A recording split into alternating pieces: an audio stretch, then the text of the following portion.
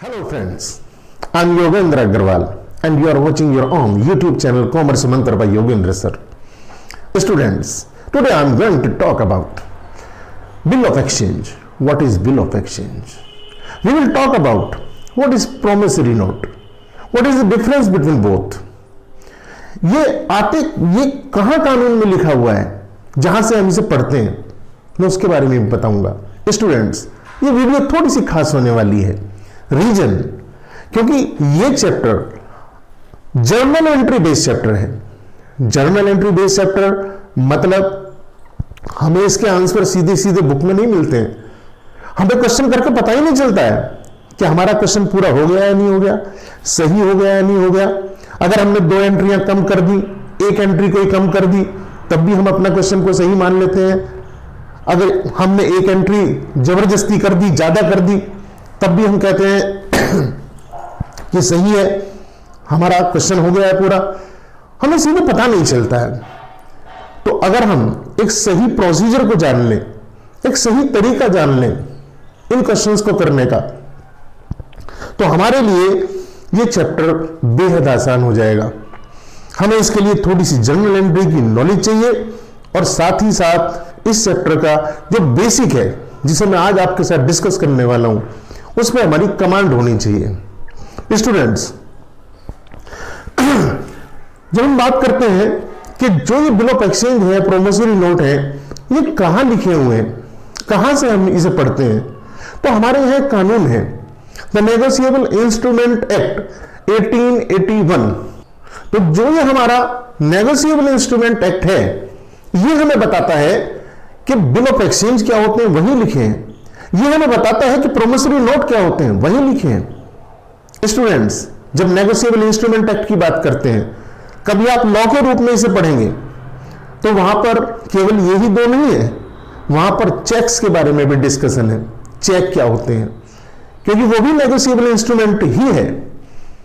ये दोनों भी नेगोशिएबल इंस्ट्रूमेंट में ही आते हैं जिसका वो कानून है.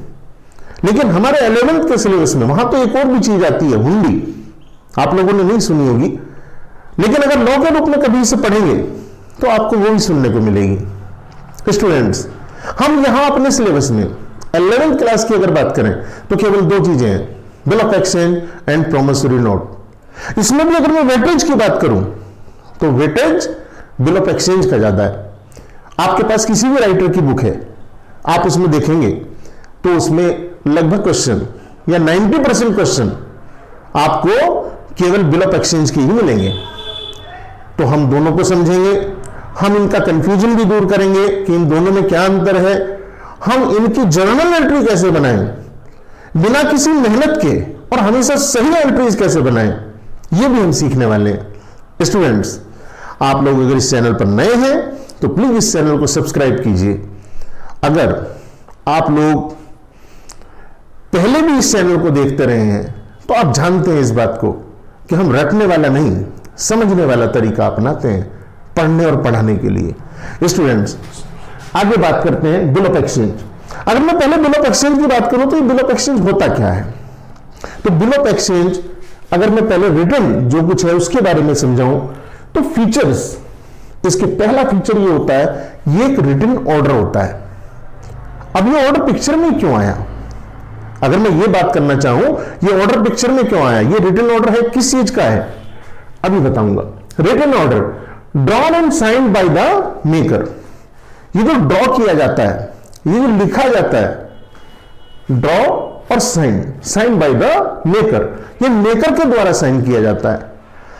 पहला पॉइंट था रिटन ऑर्डर है. इसका मतलब अगर कोई ओरली कहे आपसे, भाई रिटन के अगेंस्ट तो ओरली हो सकता है, अगर आपको कोई ओरली कहे कि आप मुझे 50,000 रुपए 1 महीने बाद दे देना, तो ये बिल ऑफ एक्सचेंज नहीं है.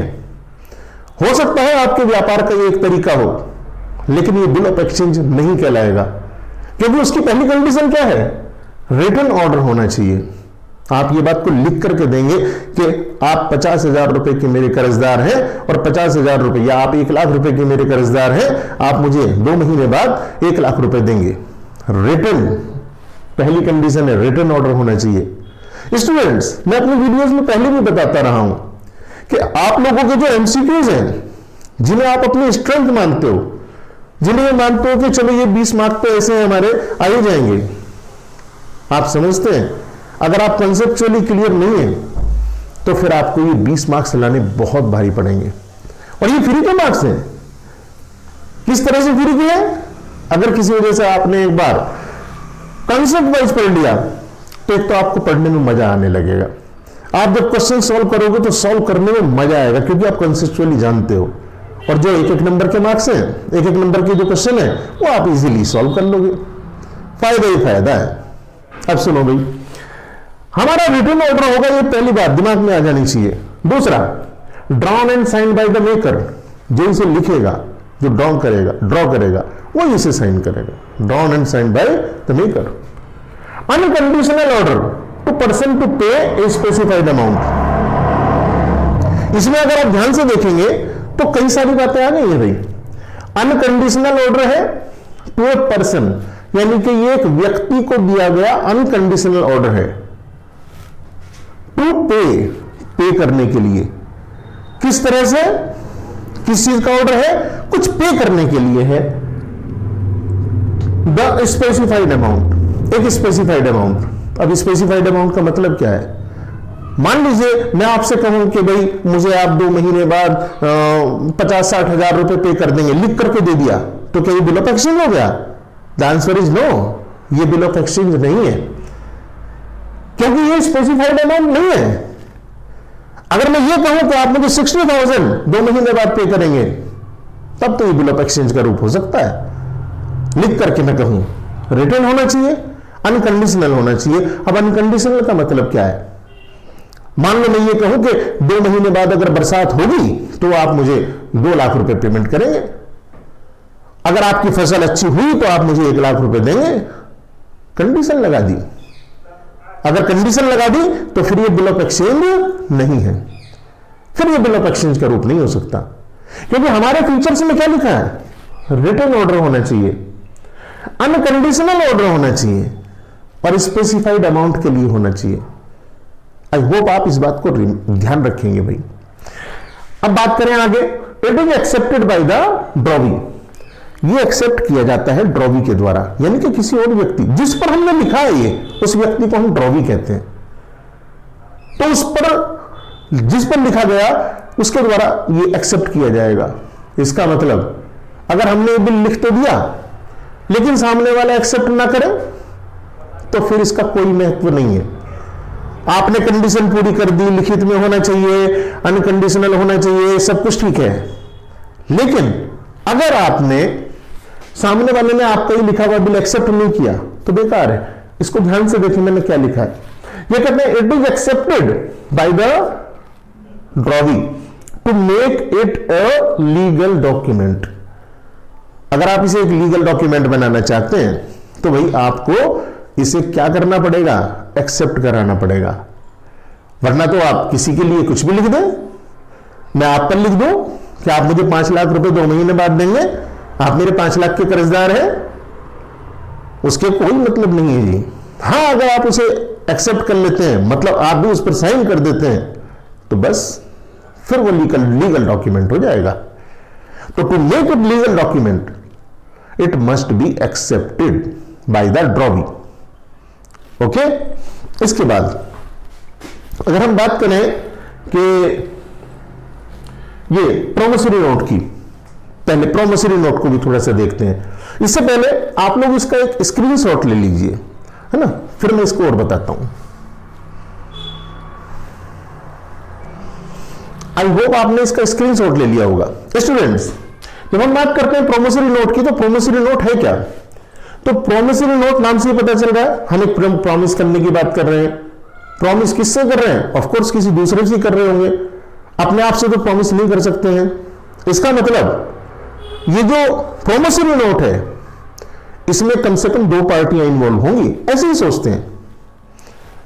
अब इसके फीचर्स की बात अगर हम पहले करें तो कहते हैं it is an unconditional undertaking. अब ध्यान से देखें, इधर लिखा हुआ था अनकंडीशनल ऑर्डर, लेकिन यहां पर लिखा हुआ है अनकंडीशनल अंडरटेकिंग।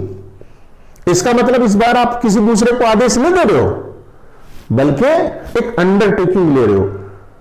आप खुद को ही कह रहे हो, आप एक किस्म से खुद को ही आदेश दे रहे हो। अंडरटेकिंग टू पे द स्पेसिफाइड अमाउंट, एक स्पेसिफाइड अमाउंट पे करने के लिए आप एक अंडरटेकिंग लेते हैं, एक किस्म से प्रॉमिस करते हैं, एक किस्म से वचन देते हैं देसी भाषा में।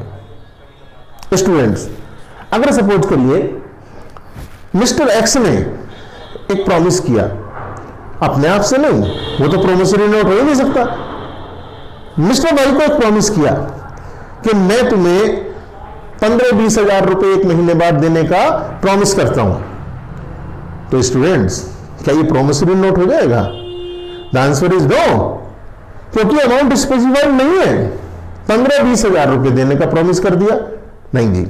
हाँ, अगर इसी बात को वो ऐसे कह दें कि मैं तुम्हें 15,000 रुपए, 20,000 या 50, जो भी, सपोज करिए 30,000 रुपए के लिए कहा, 30,000, कि मैं आपको 30,000 रुपए एक महीने के बाद पेमेंट करने का प्रॉमिस करता हूं, तो ये प्रॉमिसरी नोट हो सकता है, बाकी कंडीशंस अगर फुलफिल होंगी तो। आई थिंक मेरी बात समझ में आ गई है। स्पेसिफाइड अमाउंट होने का मतलब ये आपको पता होना चाहिए। स्पेसिफाइड होने का मतलब क्या है? It is an unconditional undertaking. इसके बाद में it is drawn and signed by the maker. ये जो व्यक्ति लिखेगा, ड्रॉ करेगा, वही इसे साइन भी करेगा। और उसका नाम क्या है? उसको हम दूसरी भाषा में कह सकते हैं, दूसरे शब्दों में प्रोमिसर, यानी कि प्रॉमिस करने वाला। हाँ, मेरे एग्जांपल में अभी मैंने मिस्टर एक्स को कहा कि मिस्टर एक्स प्रॉमिस करता है किसी दूसरे व्यक्ति से कि मैं आपको 50,000 रुपए दूंगा एक महीने बाद। तो प्रॉमिस करने वाला प्रोमिसर, यानी कि रटने की जरूरत नहीं है। आप थोड़ा सा सोच करके करोगे तो हर जवाब आपको खुद ही मिलेगा, स्वयं मिल जाएगा। इसके बाद भाई थर्ड क्या है हमारी कंडीशन? ये कहते हैं features. Specified amount is paid to a specific person. Specified amount होना चाहिए, ये अच्छी बात है, ऊपर देख लिया हमने, लेकिन पर्सन जिसे आप पे कर रहे हैं वो भी स्पेसिफिक होना चाहिए। अगर आप ये कह दें कि मैं अपने दोस्तों के ग्रुप में से किसी को 50,000 रुपए एक महीने बाद पे करने का प्रॉमिस करता हूं, तो भैया ठीक है, आपने कह दिया, आप पे करें, नहीं करेंगे तो किसी और कानून के तहत आप पर कुछ केस चलाया जा सकता है। नेगोशिएबल इंस्ट्रूमेंट एक्ट के अंतर्गत आप पर केस नहीं चलाया जा सकता, क्योंकि ये तो प्रोमिसरी नोट है ही नहीं, यहां तो कोई स्पेसिफिक पर्सन है ही नहीं। बड़ी सीधी सी बात है भाई, तो आप लोग इसको बड़े ध्यान से समझिए। Specified amount is paid to a specific person, ये यहां पर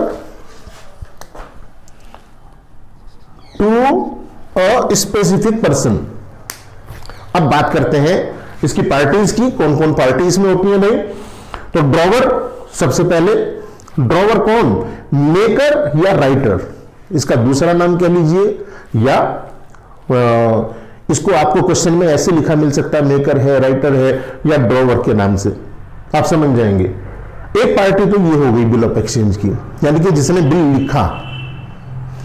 दूसरा ड्रॉविंग, ये कहते हैं person on whom bill is written और ड्रॉन। जिस व्यक्ति पर बिल लिखा गया वह व्यक्ति दूसरी पार्टी है हमारी। एक व्यक्ति जिसने बिल लिखा, एक पर्सन, एक जो पार्टी है वो है जिसने बिल लिखा, एक पार्टी जिस पर बिल लिखा गया, और तीसरा पेई, जिस व्यक्ति को ये बिल पेमेंट होगा, जिस व्यक्ति को ये बिल पेमेंट होगा। A person to whom bill is payable, जिस व्यक्ति को भी इस बिल का पेमेंट होगा उसे हम पेई कह रहे हैं।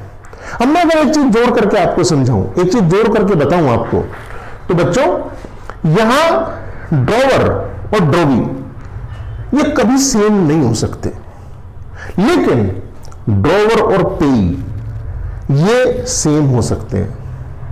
अभी समझाता हूं कैसे हो सकते हैं। स्टूडेंट्स आप देखिए, ये पहले तो ये सोचिए पिक्चर में कैसे आते हैं बिल। नॉर्मली ट्रेड के लिए बिल पिक्चर में आते हैं। मिस्टर एक्स ने मिस्टर वाई को सपोज करिए 1 लाख रुपीस का गुड्स सेल कर दिया। 1 लाख रुपीस का गुड्स मिस्टर एक्स ने मिस्टर वाई को सेल कर दिया। मिस्टर एक्स ने मिस्टर वाई को 50,000 रुपए का गुड्स सेल कर दिया। एक तरीका तो इसमें यह है कि वो इसे अपनी डेटर्स में लिख ले कि ठीक है उधार माल सेल किया है, क्रेडिट पर दिया है, तो अब ये 50,000 रुपए अपने डेटर्स में लिख ले। दूसरा तरीका है कि मिस्टर एक्स को तो यकीन नहीं मिस्टर वाई पर, वो इन पर एक बिल लिखे। इस 50,000 के लिए वो इन पर एक बिल लिखे। वो कहे कि भैया आपको मैंने उधार माल दिया है 50,000 रुपए का, मैं आप पर एक बिल लिखता हूं इसके लिए कि आप मेरे, उस बिल में क्या लिखा है कि आप मेरे 50,000 रुपए के कर्जदार हैं, और जो आप ये कह रहे हैं कि मैं आपको 1 महीने बाद दे दूंगा, तो बस मैं उसमें लिख देता हूं कि आप मेरे 50,000 रुपए के कर्जदार हैं और आपको ये 50,000 रुपए मुझे 1 महीने में पेमेंट करने, 1 महीने बाद। और जैसे ही आप मेरी बात से एग्री करते हैं तो आप इस पर साइन कर दीजिए, मतलब इस बिल को एक्सेप्ट कर लीजिए, बिल की फॉर्मेलिटी पूरी हो गई। अब 1 महीने बाद आप मुझे बिल का पेमेंट कर देंगे और ये बिल रद्दी का टुकड़ा हो जाएगा। आई थिंक बहुत आसान चीज। तो भाई मिस्टर एक्स ने मिस्टर वाई पर बिल लिखा 50,000 रुपीज का, ये बिल पिक्चर में आ गया। अब यहां पर मिस्टर एक्स जब 1 महीने बाद मिस्टर वाई से पैसे लेने जाएगा तो क्या होगा, मिस्टर वाई इसको पेमेंट कर देगा।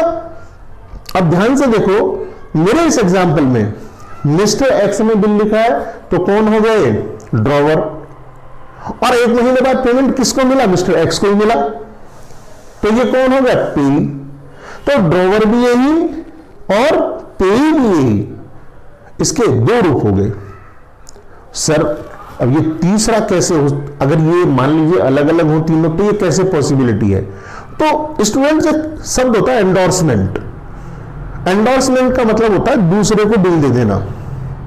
सपोज करिए मिस्टर एक्स ने मिस्टर वाई पर बिल लिखा और इस पर भी कुछ कर्जा था मिस्टर जेड का, तो ये बिल उसने मिस्टर जेड को दे दिया। एंडोर्समेंट एग्जैक्ट क्या है मैं आपको पूरा बताऊंगा फिर से, लेकिन अभी के लिए समझाने को कि मिस्टर एक्स ने मिस्टर वाई पर बिल लिखा, लेकिन ये मिस्टर एक्स ने मिस्टर जेड को ये बिल दे दिया किसी भी वजह से, वो वजह डिस्कस कर लेंगे।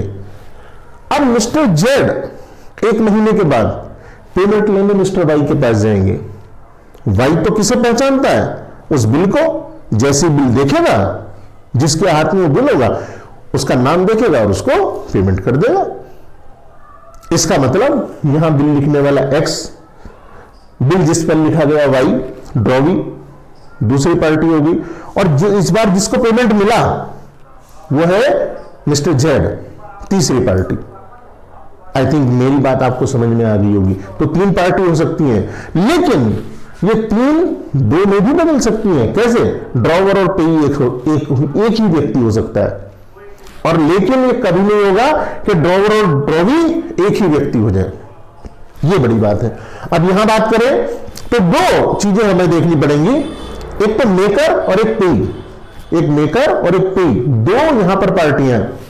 मेकर की बात करें तो ये कौन होता है, person who makes the promise to pay, जो व्यक्ति प्रॉमिस करता है पे करने का, बस वही कौन है, मेकर है। उसने रिटर्न में ये बात लिख दी है, हो गया, मेकर है। इसके बाद पेई, पेई कौन होगा, तो भाई पेई होगा a person to whom payment to be made, जिस व्यक्ति को ये पेमेंट होना है वह व्यक्ति पेई हो जाएगा। तो मेकर और पेई, क्या मेकर और पेई दोनों एक हो सकते हैं, नॉर्मल कंडीशन में तो ये पॉसिबल नहीं है। ठीक है, तो हम चूंकि एक नॉर्मल सिचुएशन में इसे पढ़ने वाले हैं तो हम यह कह सकते हैं कि नहीं। अब बात करें, ये जो कुछ भी हमने पढ़ा है, ये 2 महीने का बिल, 1 महीने का बिल पिक्चर में कैसे आया, ये मैंने आपको हल्का हिंट दिया कि एक व्यक्ति ने दूसरे व्यक्ति को माल बेच दिया। अब वो उधार पे अगर बेच दिया तो लिखित में मेरे पास में कुछ होना चाहिए, इसलिए मैंने एक बिल का सिस्टम अपनाया, और बिल ऑफ एक्सचेंज यानी कि जिसे मैं बिल्स रेसिवेबल मेरे लिए कहूंगा, दो शब्द आने वाले हैं, बिल्स रेसिवेबल, बिल्स पेएबल, पूरी बात समझाऊंगा। जनरल एंट्री भी ऐसे समझाने वाला हूं कि आपको एक जनरल एंट्री भी रटनी नहीं पड़ेगी। आपकी किसी भी राइटर की बुक हो, बहुत सारी जनरल एंट्रीज दी हुई है कि इस सिचुएशन में ये बनेगी, इस सिचुएशन में ये बनेगी, लेकिन अगर आप कायदे से उसे समझ लोगे तो फिर आपको कोई जनरल एंट्री रटनी नहीं पड़ेगी। आपको क्वेश्चन करते हुए ही पता होगा कि हाँ हमारा क्वेश्चन पूरा हो गया है। स्टूडेंट्स, मैच्योरिटी डेट क्या होती है, ड्यू डेट क्या होती है, इन ड्यू डेट में और मैच्योरिटी डेट में फर्क क्या है, हम इन्हें कैसे कंप्यूट करते हैं, ये चीज मैं आपको बताऊंगा, डिटेल में बताऊंगा। और इस पर क्वेश्चन जब आप करेंगे तो फिर 50 क्वेश्चन करने की जरूरत नहीं होगी। बहुत कम क्वेश्चन करके आप बहुत अच्छी स्थिति में आ सकते हैं अगर कॉन्सेप्ट वाइज आपने इस चीज को सीख लिया। और जनरल एंट्री कैसे बनाते हैं, आसान तरीका क्या है जनरल एंट्री का, ये भी मैं आपको सिखाऊंगा। लेकिन चूंकि ये वीडियो बहुत लंबा हो जाएगा इसलिए इसको तो मैं यहीं रोकूंगा। अगर आप इस चैनल पर नए हैं तो आपसे मैं फिर रिक्वेस्ट करूंगा कि आप इस चैनल को सब्सक्राइब कीजिए। आपको थोड़ी सी भी वीडियो पसंद आती है, पढ़ाने का तरीका पसंद आता है, तो इस वीडियो को लाइक कीजिए, शेयर कीजिए। Thank you for watching.